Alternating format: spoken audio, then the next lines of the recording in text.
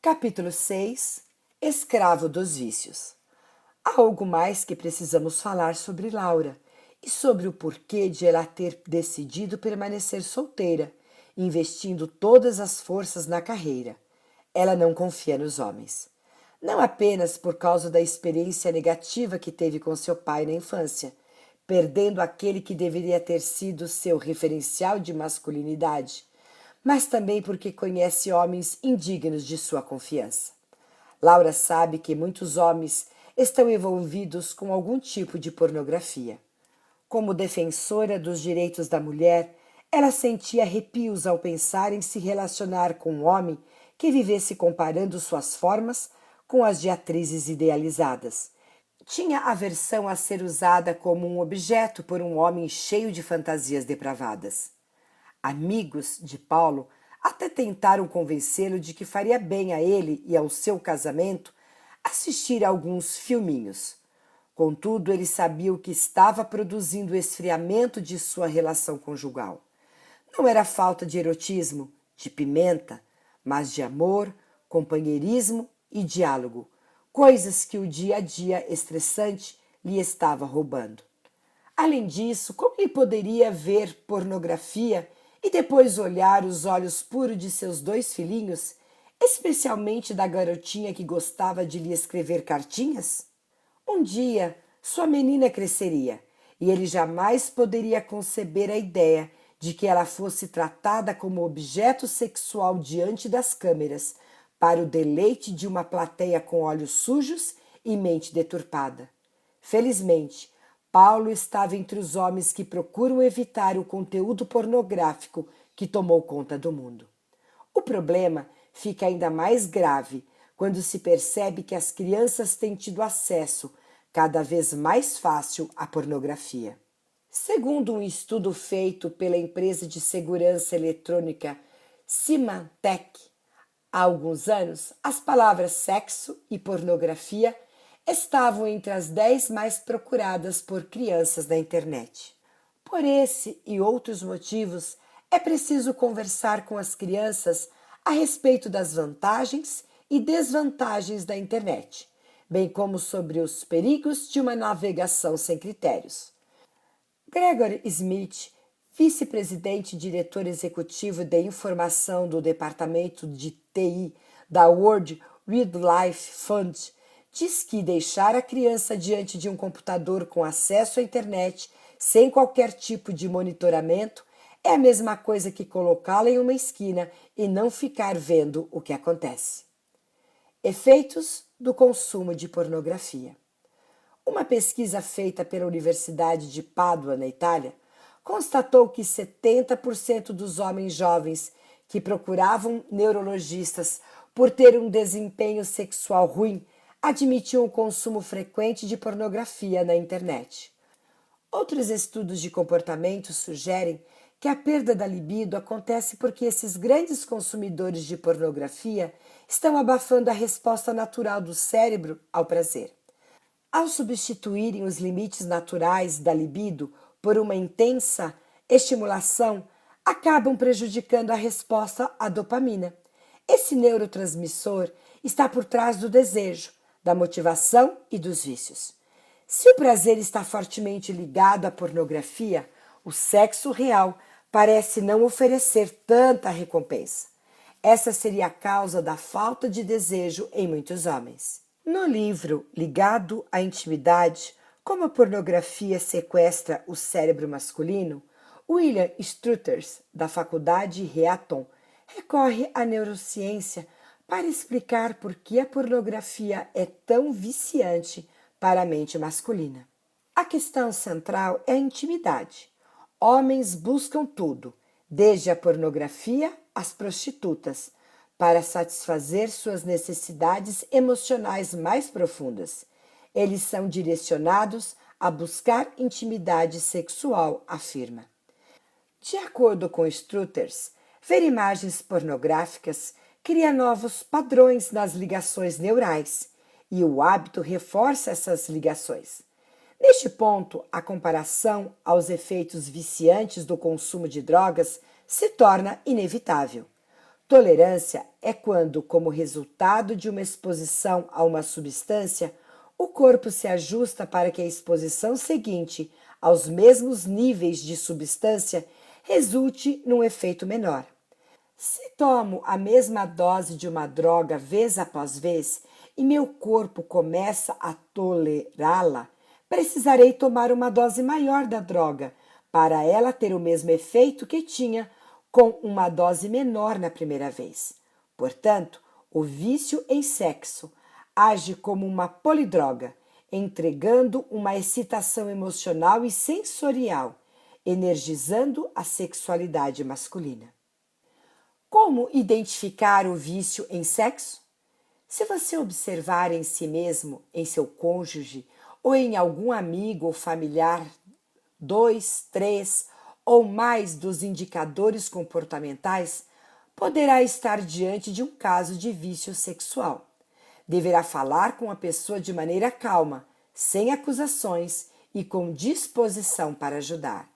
Primeiro, insiste em ficar diante do computador ou da televisão quando não há ninguém em casa ou todos estão dormindo. Segundo, mantenha uma maleta, mochila, gaveta ou armário com chave e ninguém da família ou do trabalho pode ter acesso. Terceiro, olha prolongadamente para as pessoas do sexo oposto quando passa por elas. Quarto, recebe débitos de cartão de crédito para os quais não pode dar explicação. Quinto, chega muito tarde do trabalho ou se ausenta mais do que o necessário, justificando com viagens ou motivos profissionais. Sexto, quando está na internet e alguém se aproxima, muda rapidamente de tela. Sétimo, não tem relação sexual com o cônjuge ou demonstra fixação em práticas extravagantes. 8. Aparenta estar emocionalmente distante de seu cônjuge. 9. Parece estar ausente e distraído, mesmo nos momentos mais íntimos. 10. Demonstra instabilidade no estado de ânimo e apresenta comportamento brusco e ameaçador. Como superar o vício em sexo? O processo psicológico é semelhante ao de qualquer outro vício. Muitos dos conselhos para a dependência química são também válidos para o vício em sexo. Primeiro, o primeiro passo é admitir o problema e mostrar disposição para corrigir este comportamento. Segundo, procurar apoio de outra pessoa. A melhor pessoa é o cônjuge do viciado, sob orientação de um especialista. Se isso não for possível, então pode ser um amigo ou familiar íntimo. Terceiro, estar sempre sob vigilância, não ficar sozinho por muito tempo, continuar as atividades planejadas. Quarto, manter a sobriedade sexual absoluta, sexo somente com o cônjuge. Quinto, fazer uso de mecanismos estruturados de ajuda, bloquear certos ambientes da internet e limitar o tempo de acesso. Sexto, planejar atividades de recreação, preferencialmente ao ar livre e em locais diferentes do habitual. Sétimo, a tendência pode ter sua origem em um abuso sexual na infância ou em uma infância conturbada.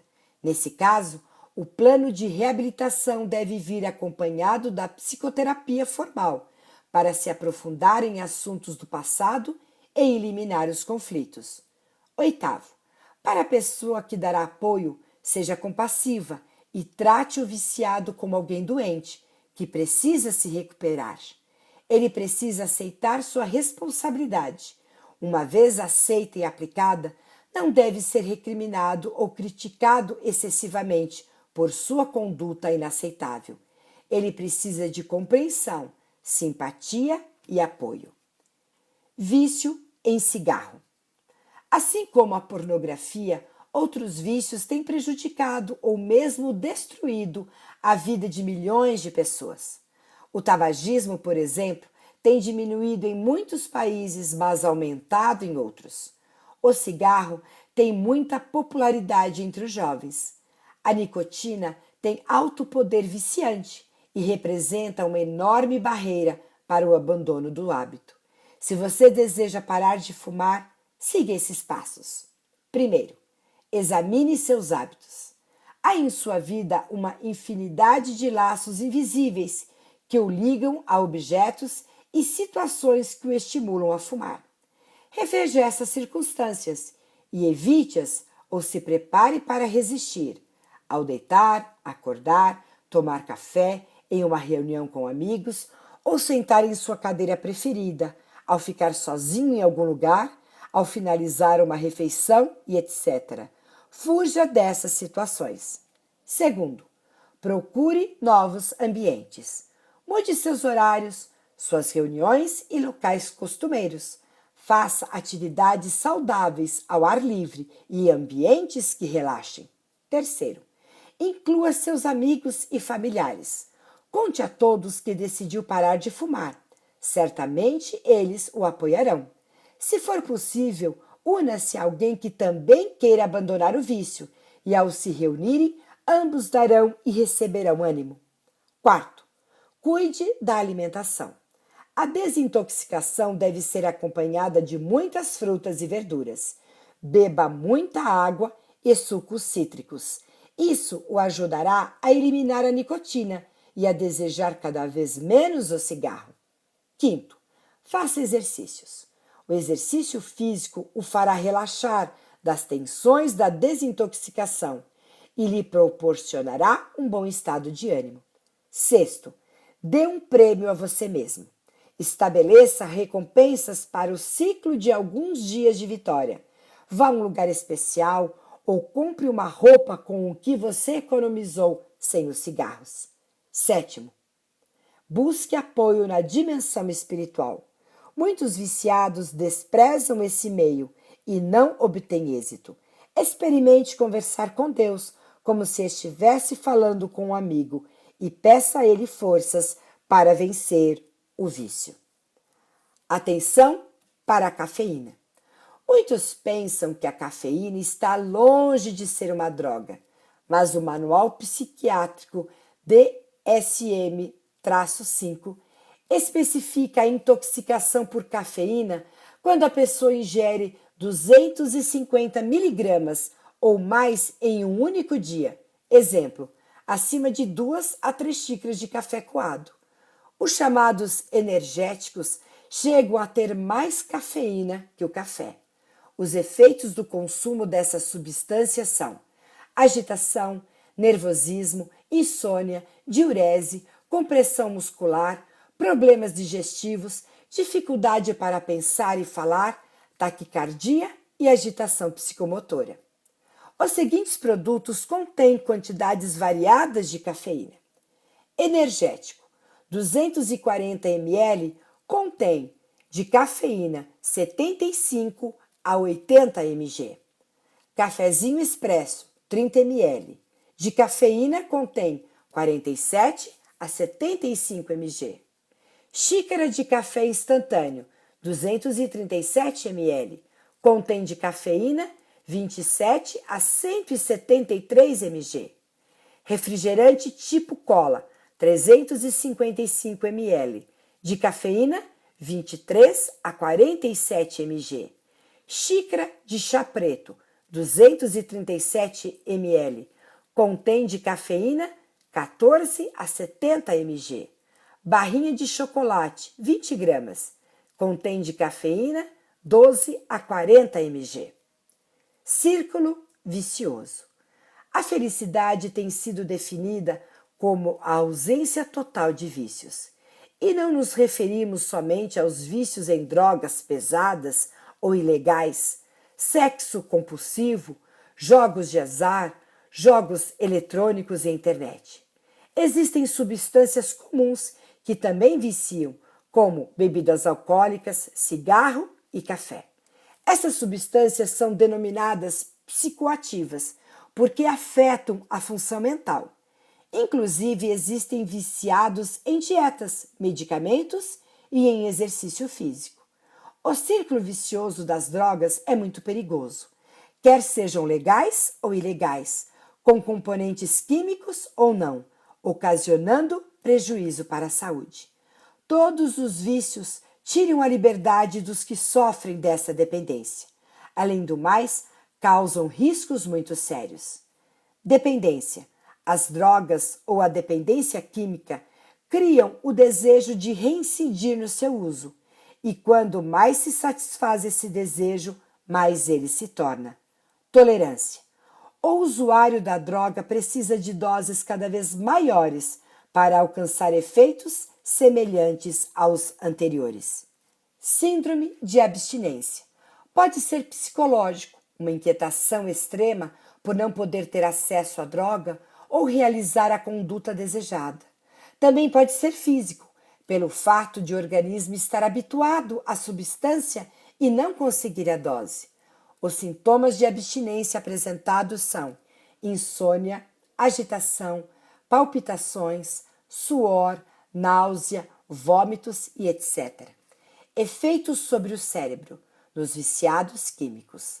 As drogas afetam o sistema nervoso central. Quando esse tipo de substância chega ao cérebro, várias funções vitais são alteradas e a pessoa se torna incapaz de realizar atividades mentais. Os 3 primeiros riscos não têm relação somente com os vícios químicos, mas também com os de conduta. O viciado em pornografia, por exemplo, sente um fortíssimo desejo de repetir o ato. Após determinado tempo, as imagens usadas não são suficientes e ele precisa de imagens mais fortes ou obscenas. A falta ou indisponibilidade das imagens produzirá no viciado grande inquietação ou frustração. Como prevenir os vícios? A maioria dos vícios, especialmente por substâncias, tem seu início na fase juvenil e na adolescência. Por isso, os esforços preventivos devem ser focalizados nessa faixa etária. Desde os primeiros anos de escola, as crianças devem receber instruções sobre as drogas e seus riscos. Os programas escolares devem ter espaço para palestras e seminários com ex-dependentes, médicos, advogados, psicólogos, policiais, assistentes sociais e etc. Como princípio, todas as escolas e outras instituições de ensino deveriam ser declaradas áreas livres de drogas, adotando medidas para evitar que se transformem em centros de tráfico e iniciação à droga. Os pais das crianças e jovens têm também responsabilidade na prevenção. Devem falar sobre o problema, adotando as seguintes estratégias: ter uma postura firme e coerente com respeito às drogas e aos vícios. Ajudar a desenvolver uma autoestima saudável nos filhos. Manter o lar seguro e estável. Demonstrar flexibilidade nas opiniões e condutas, mas com limites bem definidos. Dar exemplo no que se refere aos vícios. As autoridades também têm um papel importante na educação contra os vícios e em favor da saúde total. Programas atrativos e sugestivos, uso de precauções legais, por exemplo, rótulos indispensáveis nas bebidas alcoólicas e no cigarro, normas que regulam a venda e distribuição e etc. É extremamente importante reprimir o tráfico de drogas em colégios, instituições e locais frequentados por crianças e jovens. Quanto aos demais vícios, em trabalho, sexo ou jogo, eles podem sobrevir em idade adulta. É indispensável relembrar que, tanto nesses vícios quanto nas dependências químicas, um quadro de ansiedade é frequentemente acrescentado ao problema. Por essa razão, uma forma de se prevenir a adesão a um vício é evitar ou vencer a ansiedade. Como vencer os vícios? Está comprovado que o viciado não consegue abandonar os vícios sozinhos.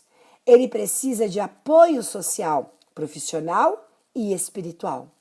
Por isso, os conselhos apresentados aqui são especialmente dirigidos à família ou ao grupo de apoio do viciado. Se já foram feitas muitas tentativas para deixar o vício, deve-se insistir com o viciado para que procure um centro de reabilitação. Apoie o plano estabelecido pelo centro ou profissional qualificado. Confie no tratamento e incentive a pessoa viciada, filho, cônjuge, amigo e etc. Evite a superproteção.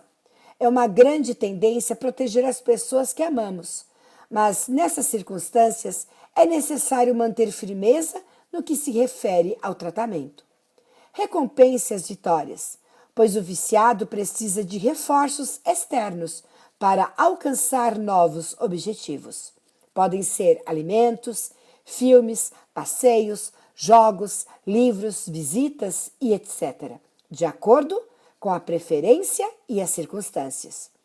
Prepare um ambiente calmo, saudável e adequado e procure por todos os meios manter o viciado distante dos espaços facilitadores do vício, locais, pessoas, objetos e etc., pois os estímulos podem levá-lo a uma recaída. Os grupos de apoio têm demonstrado ser excelentes métodos de superação. Por exemplo, os Alcoólicos Anônimos, AA, Narcóticos Anônimos, NA, Jogadores Anônimos, JA, e os Dependentes de Amor e Sexo Anônimos, DASA, conseguem um grande índice de êxito entre seus participantes. Os viciados unidos a outras pessoas que sofrem do mesmo problema lutam com maior persistência. É necessário reconhecer que o domínio dos vícios é tão grande que somente com a ajuda do poder divino muitos conseguem alcançar a vitória. O êxito dos Alcoólicos Anônimos deve-se em parte ao apoio humano demonstrado pela experiência de um ex-dependente e ao apoio de Deus, que é aceito por aqueles que estão dispostos a recebê-lo com fé. Após alcançar a vitória, a luta não acaba, pois o risco de recaída é altíssimo. Por isso, é importante planejar cuidadosamente o retorno à normalidade, observando os seguintes itens. Emprego. O reabilitado precisa de um novo emprego, com novos companheiros e com o firme propósito de se adaptar sem fazer mudanças. Ambiente social. O reabilitado precisa também, durante um período prolongado, de alguém que continue observando com atenção e firmeza seu ambiente. Deve se relacionar com pessoas que saibam desfrutar a vida sem fazer uso de substâncias químicas ou outros vícios, com simplicidade e naturalidade. Lazer. O tempo livre é o mais perigoso para a recaída e deve ser planejado cuidadosamente, incluindo exercícios físicos, atividades ao ar livre, esportes e etc., evitando sempre bares, salões de jogos e outros ambientes em que a vontade possa ser estimulada. Vida espiritual. O componente espiritual também é fundamental na reintegração. A vida de vícios deve pertencer ao passado e a pessoa precisa começar uma nova vida. A culpa, que é comum nos ex-viciados, encontra perdão em um pai amoroso. E quanto ao futuro, Deus promete proteção e apoio contínuos. Uma promessa maravilhosa de Deus para aqueles que lutam contra vícios é esta: por isso não tema, pois eu estou com você. Não tenha medo, pois sou o seu Deus. Eu o fortalecerei e o ajudarei. Isaías 41:10. Codependência. Na intenção de prestar ajuda aos dependentes químicos, alguns iniciam por um caminho perigoso, a relação de dependência mútua. Este problema é frequente na família do viciado. Embora com boas intenções, a pessoa querida, mãe, pai ou irmão, acaba lutando de forma errada pelo viciado. Demonstra amor cego, cedendo a seus insistentes pedidos. Utiliza grande parte de seu tempo, esforço e energia emocional, mas acaba sendo um obstáculo na recuperação. É fundamental procurar ajuda profissional externa para acabar com esse perigoso efeito colateral. 12 passos.